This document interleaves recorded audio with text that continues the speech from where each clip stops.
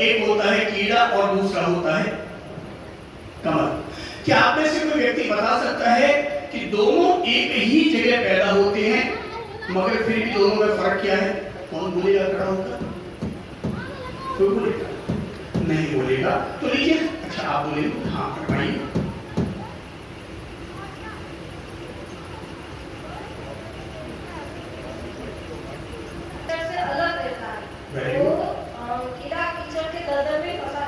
Very good, ताली बजाइए। इन्होंने बिल्कुल सटीक जवाब दिया है कि दोनों ही दलदल में पैदा होते हैं, एक होता है कीड़ा और एक होता है कमल।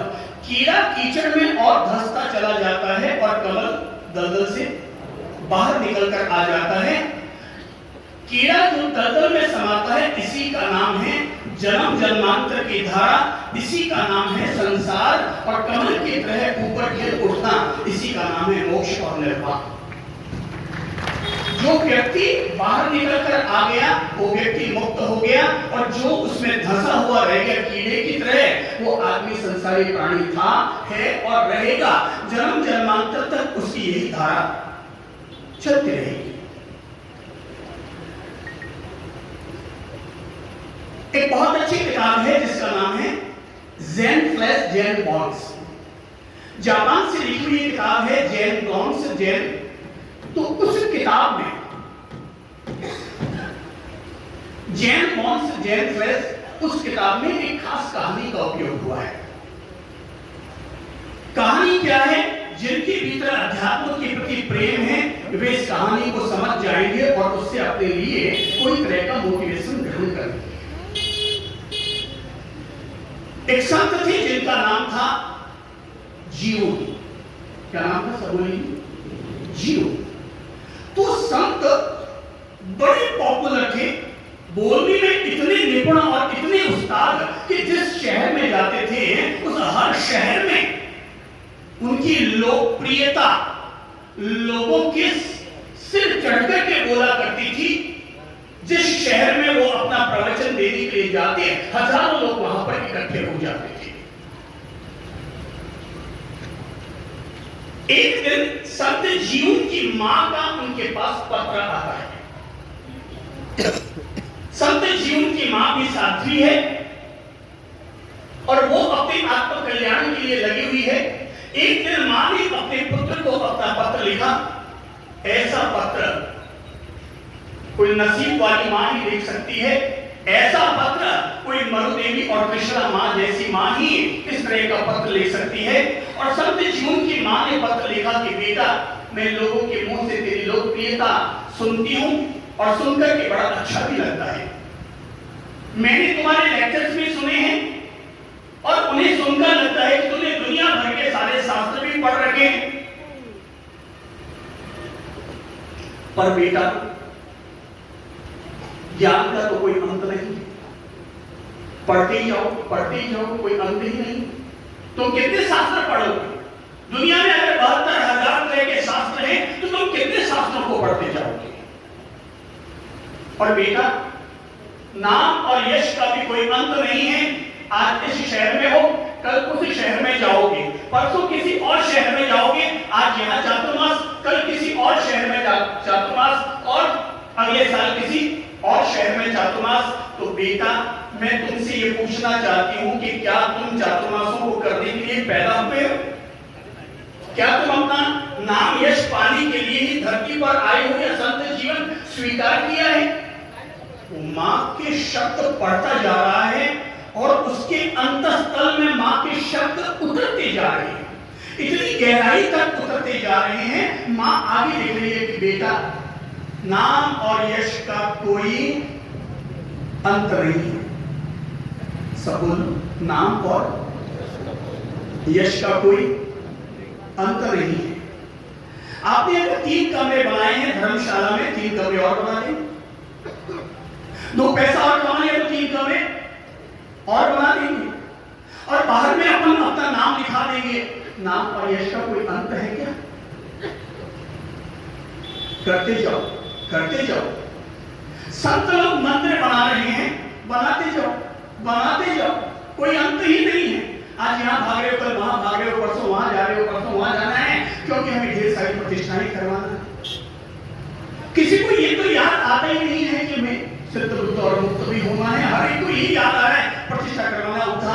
है, तब करवाना है, जब करवाना है।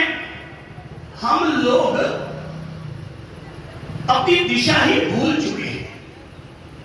मृत्यु, हम सब मुसाफिर हैं, यहाँ धरती पर आए हैं, कुछ दिन यहाँ पर गेम खेलेंगे, हंसेंगे, खेलेंगे, खेल खिलाएंगे और वापस अगली यात्रा के लिए निकल पड़ेंगे। न जन्म है और न मृत्यु है। जो व्यक्ति अपने आप के प्रति उन्मुख होगा वही व्यक्ति अध्यात्म के पथ पर बढ़ पाएगा। जिस व्यक्ति के जीवन में आध्यात्मिक मूल्य नहीं है वो आदमी वैसे ही है जैसे कि कोई बिना आत्मा का शरीर होता है। आदमी की स्थिति वैसी बन जाती है अगर किसी व्यक्ति के जीवन में आध्यात्मिक मूल्य नहीं है। हमारे जीवन में दो स्तर है, पहला स्तर है शरीर का और दूसरा स्तर है आत्मा का। एक व्यक्ति अपना पूरा जीवन शरीर के तल पर जीता है और जो व्यक्ति केवल शरीर के तल पर अपना जीवन जीता है वो दलदल में पैदा होता है, कीड़ा बनकर दलदल में धंसा हुआ रह जाता है। और दूसरा व्यक्ति चेतना के स्तर पर जीता है और चैतन्य स्तर पर आकर के अपने आप को कमल की तरह खिलाता है। वो व्यक्ति मृत्यु के बाद भी मुक्त है और आज भी मुक्त है।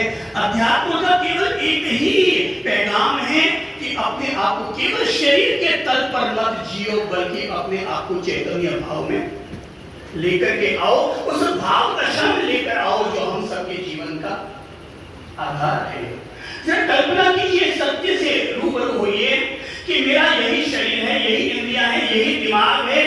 अपने आत्मा के स्तर पर काम करते हैं और रोज जो लोग इस पर काम करते हैं इससे कोई फर्क नहीं पड़ता कि कौन व्यक्ति गृहस्थ में रह करके अपने आप पर काम कर रहा है और कौन व्यक्ति संत बन करके अपने आप पर काम कर रहा है। श्रीमद राजचंद्र गृहस्थ में थे मगर फिर भी अपने आप पर काम किया तो गृहस्थ में रहते हुए भी वे सिद्ध बुद्ध मुक्त होने की तरफ बढ़ गए। महात्मा गांधी राजनीति करते रहे पर राजनीति करते हुए भी अपने हर दिन की शुरुआत में पूजा और प्रार्थना और प्रभु सुमिरन के साथ करते थे।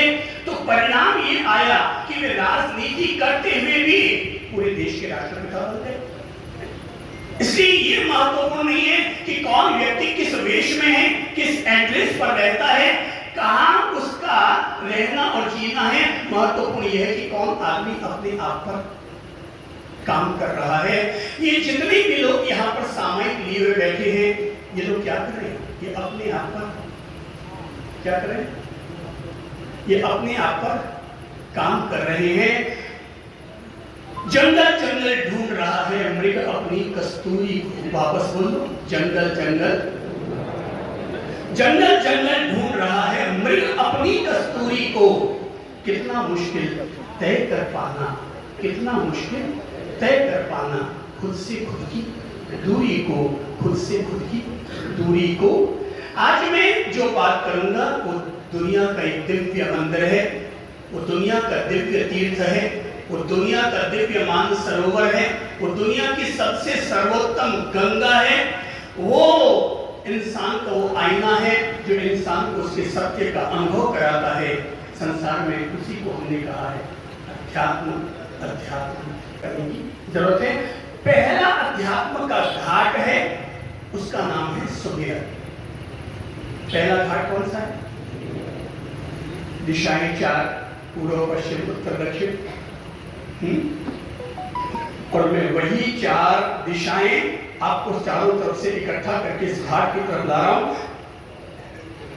पहला घाट क्या है? सब बोले तो सुमिरन। सुमिरन का मतलब होता है याद करना। सुमिरन का मतलब होता है स्मरण करना। सुमिरन का मतलब होता है हमने अपने दिमाग को, हमने अपने मन को किस चीज से भरा। यह बहुत बड़ा महत्व रखता है कि हमने अपने दिमाग को, हमने अपने दिल को भरा हुआ कैसे।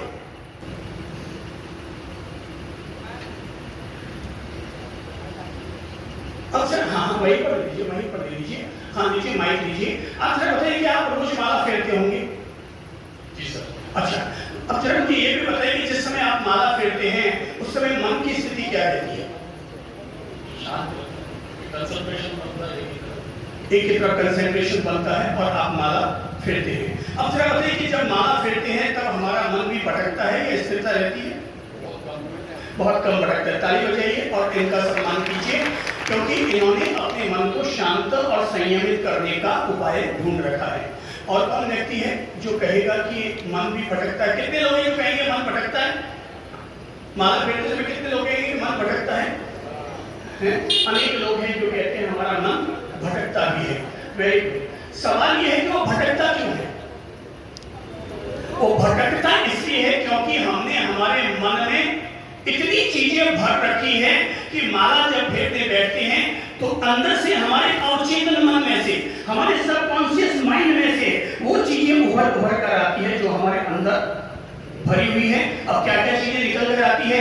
जब हम माला फेर रहे हैं तो माला फेरते समय बैंक भी आ रही है, अगर हमें दुकान की तरफ दौड़ना है और माला फटाफट फेरनी है, दुकान आ रही है, बैंक आ रही है, इनसे मुझे रुपया लेना है, इनको मुझे रुपया देना है, ये इस तरह की चीजें चल रही है। कोई महिला अगर माला फेर रही है, अब मुझे खाने में ये बनाना है, आज सब्जी ये छौंकनी है, बच्चे को स्कूल लेकर के आना है, अभी झाड़ू पोछे लगाने वाली बाई नहीं आई है। तरह तरह के विचार हमारे भीतर उठते हैं। ये इसलिए उठते हैं क्योंकि हमने अपने माइंड को इन चीजों से भर रखा है। सुमिरन का उद्देश्य होता है कि व्यक्ति जो अपने दिमाग में ये दुनिया भर की हजार तरह की चीजें जिसने भर रखी है, उसमें अपने माइंड में वो किरण लेकर के जाना कि जो किरण इस भीतर के सारे अंधेरे को दूर कर सके। अर्थात वो किरण अपने भीतर लेकर जाओ जो किरण हमारे भीतर अंधेरे को दूर कर सके। अब ये हमारा माइंड पूरा भरा हुआ है दुनियादारी से। सुमिरन का उद्देश्य है इसको भरो परमात्मा की याद से। अनेक लोग ऐसे होते हैं कि जब वो रात को सोते हैं तो रात को सोए सोए भी उनको भगवान के सपने आते हैं, मंदिर के सपने आते हैं, तीर्थ यात्रा के सपने आते हैं। आखिर क्यों? क्योंकि उनके माइंड में भगवान का सुमिरन बहुत ज्यादा आ चुका है। तो सुमिरन एक ऐसा मार्ग है जो इंसान के अंतर मन को, भीतर के सारे द्वार दरवाजों को खोलता है और उसमें रहने वाली कार्बन डाइऑक्साइड को बाहर निकालता है, भीतर के विषैलेपन को बाहर निकालता है, और वह सुमिरन। सुबह उठे, उठते ही आंख खोलिए, आंख खोलते ही पहला काम करो सुमिरन, परमात्मा की याद से भर जाओ। फिर चाहे आप नवकार मंत्र के जरिए भरो, चाहे आप गायत्री मंत्र के जरिए भरो। जरिया कौन सा अपनाया है ये महत्वपूर्ण नहीं है, महत्वपूर्ण ये है कि हमने सुबह आंख खुलते ही पहली चीज अपने मन में क्या डाली, अपने अंतर्मन में क्या चीज डाली। अगर आपने सुबह उठते ही बेड टी ली, आपने अपने दिमाग में पहली चीज क्या भरी? खाना पीना। आपने सुबह उठते ही अखबार पकड़ा, आपने सुबह उठते अपने दिमाग में क्या चीज डाली?